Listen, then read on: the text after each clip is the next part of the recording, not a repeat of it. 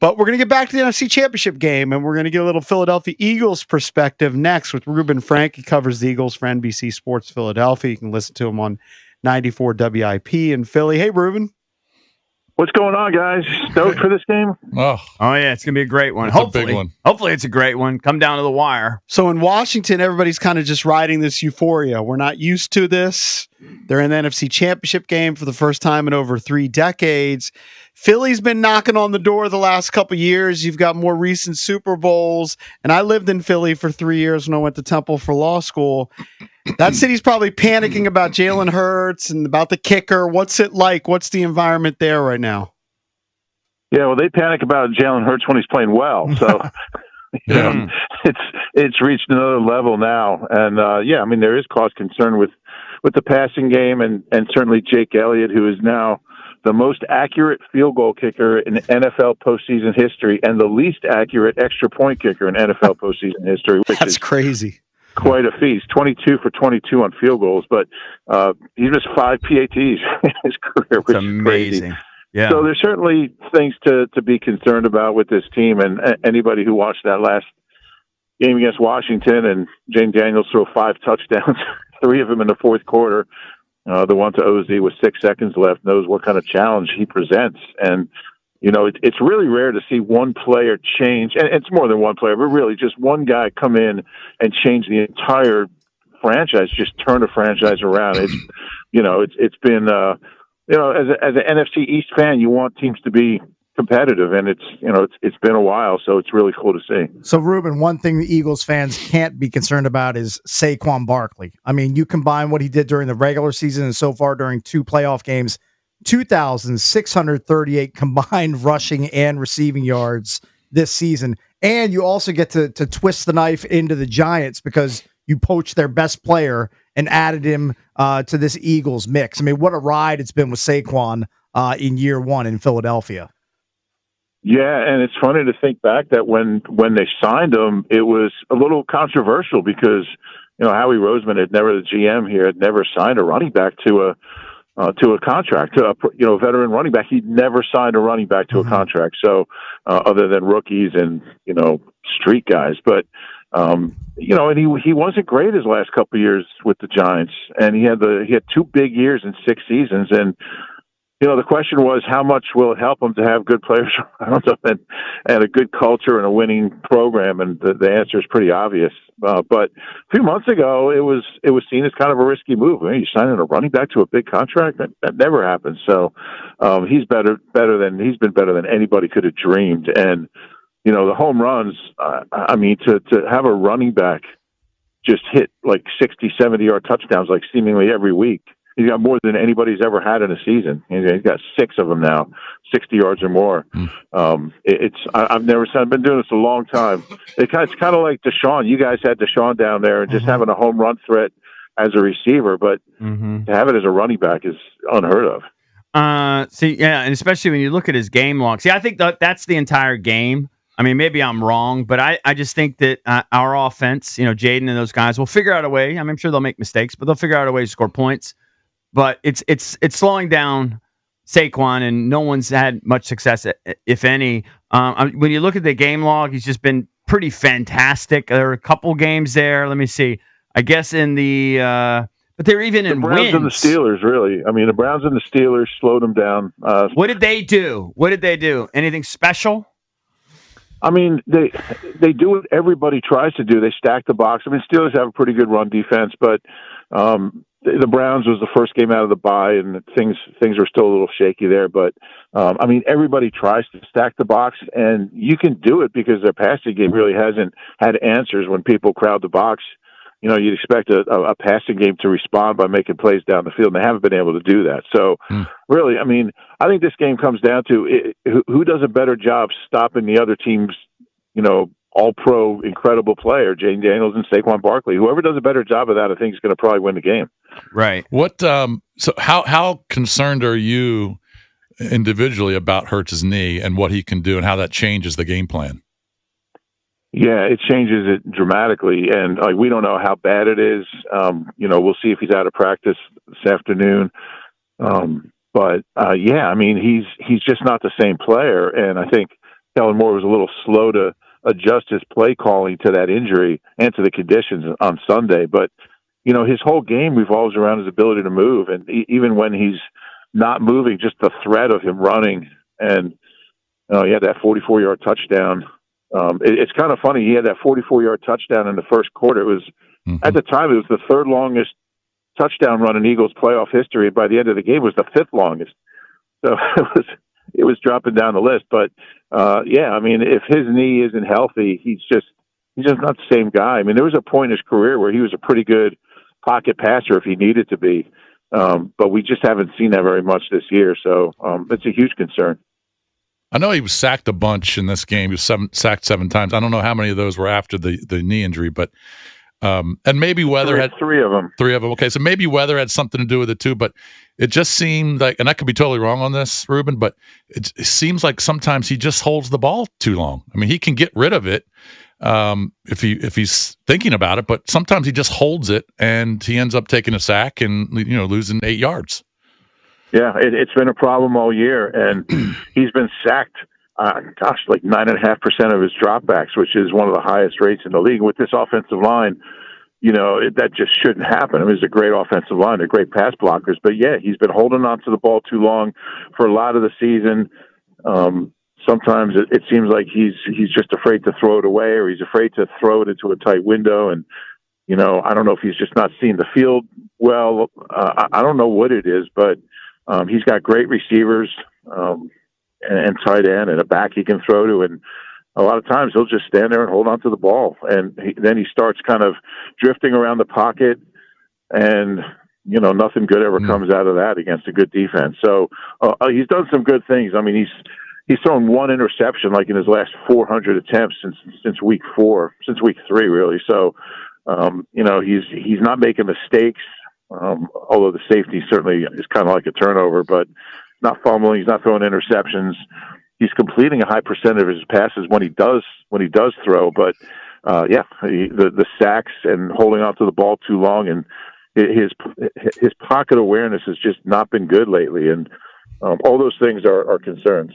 Talking to Reuben Frank, covers the Eagles for NBC Sports Philadelphia. You can also hear him on 94 WIP. So let's flip to the other side of the ball. You have an injury there, and Quinyon Mitchell, stud rookie. Dean, too. You mentioned before that Washington, in the last game, you got 5 touchdown passes from Jaden Daniels. There were also 5 turnovers in the game, which really was amazing that Washington was able to get the win with 5 turnovers. That defense seems to be being led by Jalen Carter right now. He seems to be just an unstoppable force. Tell us what you see in this Eagles defense right now and how they might be able to limit Washington in this game. Yeah, Jalen Carter's been just an absolute beast. I mean, he's got like a little Jerome Brown in him, a little Fletcher Cox in him, and just that knack for making big plays at big moments. I mean, that sack on that 3rd and 3 when the Rams were down to the 13-yard line. I mean, that was like the play of the year right there. So he's been incredible, and it was good to see him get some recognition, All-Pro and Pro Bowl, because the stats aren't overwhelming, but his performance has been just all world. And they do miss Nakobe a lot. Nakobe Dean was playing lights out. He's out for the year. They miss Brandon Graham. He's been around forever and was really playing well. Quinyon Mitchell's knee is it's a concern, but he said after the game he thinks he's fine. He could have come back in the game. They have some decent depth at that position. But, yeah, these injuries on defense are starting to mount. They've been, they're certainly not the same, especially against the run. They haven't been the same defense, especially since losing Brandon Graham and now Nakobe. So, number 1 defense during the season. They force a lot of turnovers, make big plays on 3rd down, do a lot of things well, but they certainly miss those guys. And talk about Janahan Dotson, who obviously we're very familiar with. You guys get him. And, he did play in 17 games, but only targeted 33 times. I guess he had his first touchdown last week in the playoffs. Didn't give you that much, it doesn't seem like. What was your perception of what you were getting and then what you actually got? Yeah, I mean, when you trade a 3 for a guy, you expect more. But honestly, I don't even think it's his fault. He just, like you said, he hasn't been targeted much. He had some big catches early. Mm-hmm. It's not like he's had a bunch of drops or he's not running the right routes. I mean, he's just not getting the ball. And Jalen doesn't trust a lot of receivers, and I think it just took him a long time to trust Jahan. I mean, he's done everything. He's got a great attitude. Even when he went like 5 games without a catch, and he's a good blocker down the field. He kept doing the other things, and I think guys come here and they kind of embrace the winning culture and the team first culture, and he's done that. Seems like a great kid. So they could sure use another weapon. They could sure use another guy for Jalen to trust and get the ball to, because it's really just Devontae and AJ and Dallas Goedert. I mean, those are the guys, and then Saquon will catch his 1 or 2 passes maybe. But, the Janahan Dotson that we were expecting wasn't, 16th pick in the draft, but he wasn't, 1 catch every 3 weeks either. So, I don't, and he's signed for another year, so he'll be here. He's still on that rookie contract, so it'll be interesting to see how that evolves. Reuben, you brought him up being a good blocker. That I thought that was part of the reason why he was jettisoned. Maybe he learned. He was jettisoned. Like, maybe he did learn that he had to block once he got traded to Philly, because Dan Quinn and the staff, they didn't like the fact that he was not a good blocker here in Washington, and that made him expendable for this offense. Yeah, I know that was a knock on him. I think he's been a willing blocker, and you're not going to get on the field here if you're not. And so, yeah, maybe it's something he's worked on. He's not the biggest dude, but, he gets in the way when he needs to get in the way. And I don't think they have any complaints about that. All right, so what's the deal with Serriani? He's had a tremendous amount of success, but he's so criticized, and nobody can criticize like Philly fans. What's the real deal with this guy Serriani? Yeah, well, our guy JP Finley, he's he's leading the hate Nick Sirianni club. I think. He's the kind of guy that if he's on your team, you love him. If he's not, you hate him. And I can see why. I mean, he's a good dude, and he's obviously a really good coach. And he's got the 5th best record in history. Behind legendary Hall of Fame type guys. But so Philly fans love him. Yeah, I think by now they do, but that could certainly change Sunday around 6:30. Right. But I think he's changed his role, and he's just not a good play caller, and that's not a strength. And once he kind of accepted that and embraced it, and kind of turned the offense over to other people, they just started having more success. But if you look at where this team was at the end of last year, I mean, they collapsed like nobody ever has. They were 10-1, and they just started blowing leads, getting blown out, got killed in the playoffs. They lost 6 of their last 7 games, and in all 6, they either lost by 17 or more points or blew a 10-point lead. I mean, it was like, so for him to kind of navigate the team through that, make the changes that he needed to, and come out and be playing in the NFC Championship game, I think speaks a lot about his ability. Reuben, what are the fans thinking about this game in particular, the guys that that you talk to on your show and your station, because this is just an amazing run here from Washington, but Daniels, and I understand that Philly fans are overly confident usually on the Eagles, but Daniels isn't your standard rookie. We haven't seen a rookie play like this ever, really. Yeah. At quarterback. So how are they? Are they a little hesitant on this, or are they still confident they can get this win?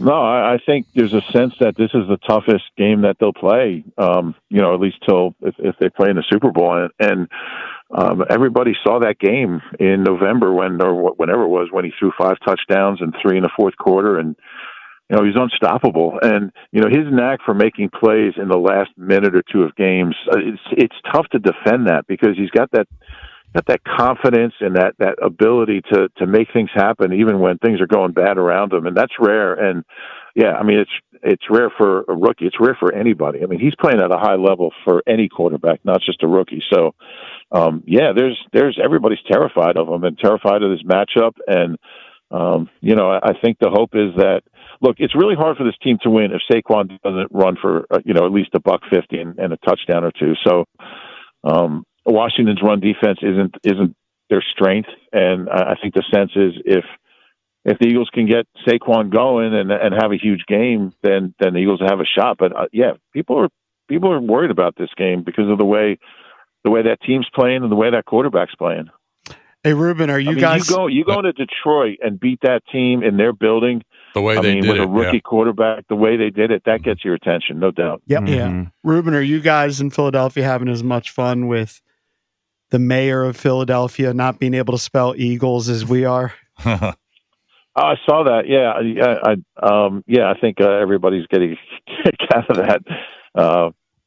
People are probably going to be protesting outside our office. Yeah, I would imagine. I mean, I don't even know how you can go to work after that, to be honest with you. It's crazy. All right, Ruben, appreciate the insight. It is a challenging word. It's got a lot of letters. It's toughy. Hey, just on your show today, don't talk about the Sixers who got beat by 100 in Denver last night. Yeah, they cut it down to 6 points in the third quarter. I can't believe I stayed up for that game. Would they give up 145 points? Yeah, or I couldn't believe the score when I saw it. So. Yeah, it was. They're scuffling a little bit, but I still see them as like a 2 or 3 seed by the time all said and done. Yeah, good luck on that. All right, thank you, Reuben. Appreciate it. Thank you, all buddy. right, guys. Anytime. See you. Thanks, man. Yeah. What was the final score? They lost to Denver 144 to 109. Hey, that makes the Wizards loss. The Lakers look not so bad. Not quite as bad. Yeah. Still I'm not going to give up great. buck 44. That doesn't even sound that outrageous to me these days. I mean, Yeah, aren't teams scoring those kind of points now? Yeah, but you They lose scored, almost but 50. you lose by 35. It's outrageous. I guess. Yeah, I'm just used to that now. They're supposed to be a 2 or 3 seed, but I think they're a 10 seed right now. They've just had a dreadful, dreadful season. Embiid's been hurt. Paul George's been hurt. They're just bad. Yeah. All right, that was Reuben Frank, covers the Eagles for NBC Sports Philadelphia and WIP Radio.